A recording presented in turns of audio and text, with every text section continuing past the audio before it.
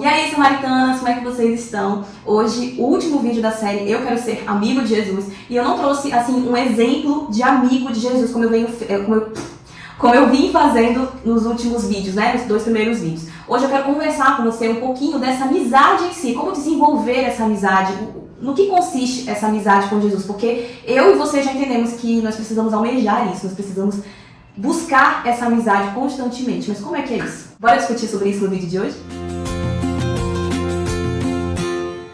Eu separei o seguinte texto, João, capítulo 15, do 13 ao 15, eu vou ler na versão NVT, que diz assim: Não existe amor maior do que dar a vida por seus amigos.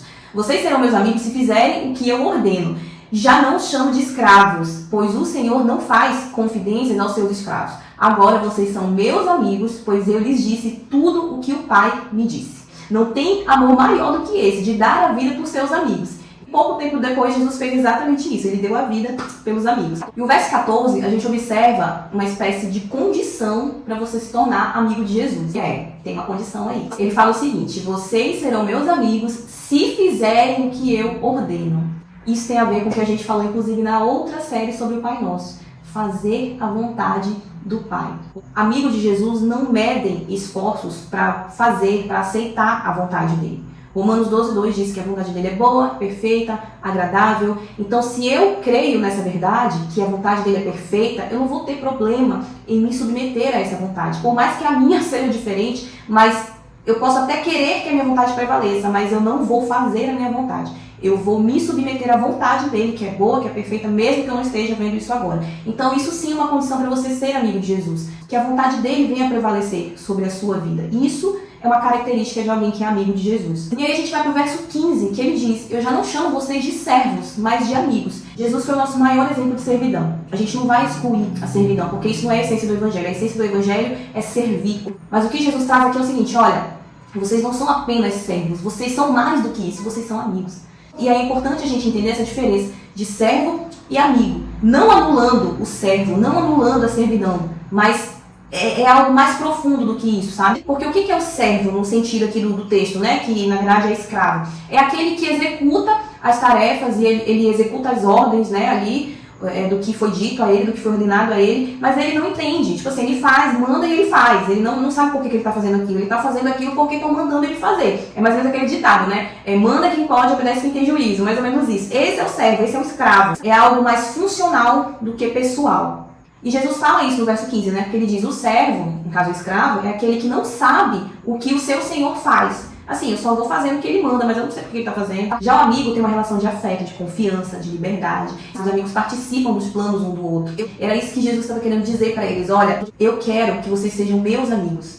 E isso é tão verdade que eu estou compartilhando com vocês tudo aquilo que o Pai me entrega. Tudo que o Pai me entrega, tudo que o Pai derrama sobre mim, eu estou disponibilizando para vocês. Só um amigo faz isso. Um servo, ele só obedece.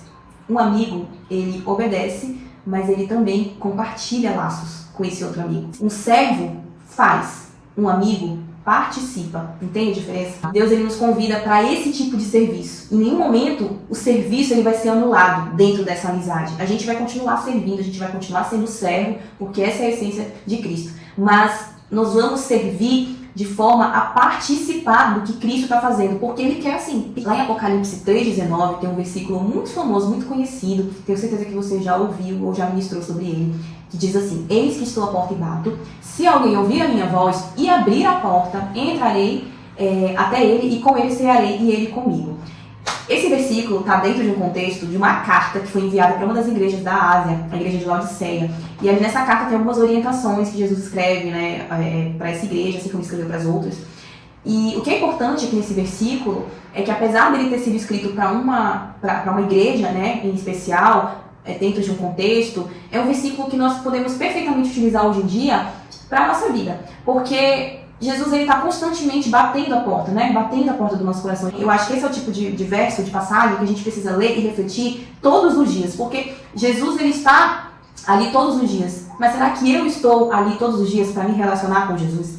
Ele está batendo a porta todo dia. Todo dia ele está lá, ele está batendo. Oi, e aí, tudo bem? Vim aqui pra gente ter nosso tempo e tal, né? Tomar nosso café. Será que dá hoje? Porque Jesus, ele está ali o tempo todo. Ele quer relacionamento com a gente, ele está disponível, né, pra gente a todo momento. Mas será que a gente tá disposto a se relacionar com ele? Será que a gente não tá tão atarefada com os nossos afazeres, até eclesiásticos também? Será que a gente não tá tão cheia, né, da gente mesmo, do mundo, ou de tantas outras coisas que a gente não consegue nem parar para poder contemplar, para poder tomar um café com ele, para poder compartilhar de uma refeição com ele? Porque bora viajar aqui, gente. Pro judeu, compartilhar uma refeição simboliza um ato de confiança, de aliança que você está tendo com aquela pessoa. Para eles era muito importante chamar alguém na casa deles para poder compartilhar uma refeição. Não era qualquer coisa, sabe? Então, assim, quando Jesus usa esse exemplo, esse que estou à porta e bato, se você ouvir a minha voz e abrir a porta, eu vou entrar e vou cear com você, eu vou compartilhar uma refeição com você, eu vou ter intimidade com você. A amizade é isso. A amizade é você receber a pessoa na sua casa de forma leve, sabe? Aquela coisa que não tem hora para passar, a pessoa chega, ela tem liberdade para transitar na sua casa, ela tem liberdade para acessar os cômodos mais ali, né, fechados da sua casa. Isso é amizade. E é isso que Jesus deseja comigo e com você. Ele não quer entrar no nosso coração, na nossa vida e ter, assim, reservas, sabe? Ele não quer acessar só algumas áreas, ele quer acessar tudo. Porque é isso que um amigo faz. Um amigo entra na nossa casa, entra na nossa cozinha, abre a geladeira, pega, toma água, ele é de casa. Então é isso que Jesus quer quando se trata da nossa vida com ele, sabe? Do nosso relacionamento com ele. E às vezes a gente tá muito assim, não, Jesus, não, hoje não entra hoje não, porque já tô bagunçado aqui, Jesus, sabe? Assim, tá uma correria, minha vida tá uma correria. Eu acho que a gente precisa refletir sobre isso, né? Antes da gente querer sair por aí falando que, eu sou amigo de Jesus, Jesus é meu amigo. Poxa, Jesus tem acesso à sua vida, Jesus, ele tem total acesso à sua vida a qualquer hora do dia. Eis a questão. Para finalizar, eu quero trazer um exemplo de duas irmãs, que, assim, rende muitas ministrações sobre essa passagem. Marta e Maria, vou deixar a referência aqui embaixo. Marta era aquela que gostava muito de servir, que estava o tempo todo ali preocupada com as coisas, com a estrutura. Poxa, eu preciso receber bem, né? Elas iam receber Jesus na casa delas. Então, assim, Marta era aquela que estava o tempo todo ligada. Caramba, Jesus vai vir aqui na minha casa, preciso deixar tudo impecável, a comida precisa estar pronta, precisa estar gostosa. Eles precisam se sentir bem na minha casa. Essa era Marta, tá? Maria era alguém mais de boa, mais, né, tal, sei o que. Poxa, Jesus está vindo, cara, que top. Eu vou poder ouvir muito de Jesus, eu vou poder conversar muito com ele, eu vou matar a saudade dele, a gente vai ficar aqui a tarde toda, eu vou ficar contemplando ele. Essa era Maria.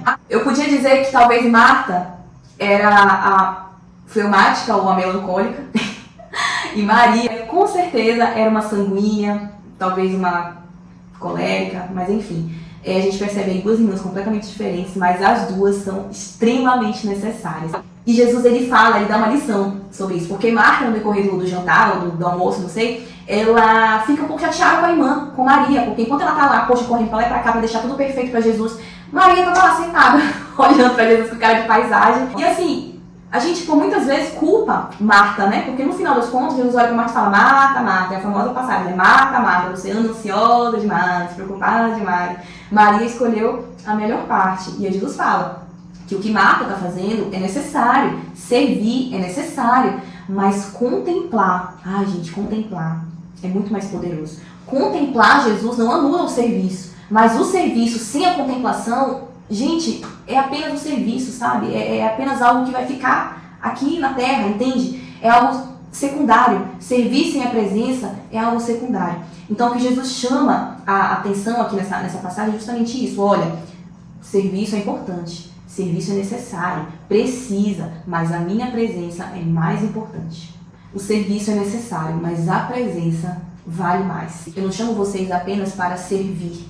Eu chamo vocês para serem meus amigos. Eu chamo vocês para comer uma refeição comigo. Eu chamo vocês para ouvir sobre a vida de vocês. Eu chamo vocês para entenderem, para viverem a minha vontade, que é boa, que é perfeita, que é agradável. Só os amigos de Jesus conseguem contemplar uma faceta nova dele todos os dias. E você só vai contemplar essa faceta nova de Jesus se você tiver relacionamento com ele. Se você tiver o tempo todo para lá e para cá, igual uma barata tonta, fazendo mil coisas, você não vai conseguir contemplar a presença dele. Isso não anula o fato de que sim, você precisa servir. Mas sem a presença, de nada vale. Se você gostou desse vídeo, nosso último vídeo, foi bem curtinho, né? Mas eu tenho certeza que vai te levar a ter uma reflexão bem profunda sobre esse assunto. Eu espero que você tenha gostado. Semana que vem a gente volta com mais um vídeo, com outra série para poder me abençoar, abençoar o seu coração. E eu já quero pedir para você se inscrever nesse canal, curte, comenta, compartilha, envia para as pessoas que estão precisando de uma palavra como essa. E espero você aqui semana que vem, viu? Beijo!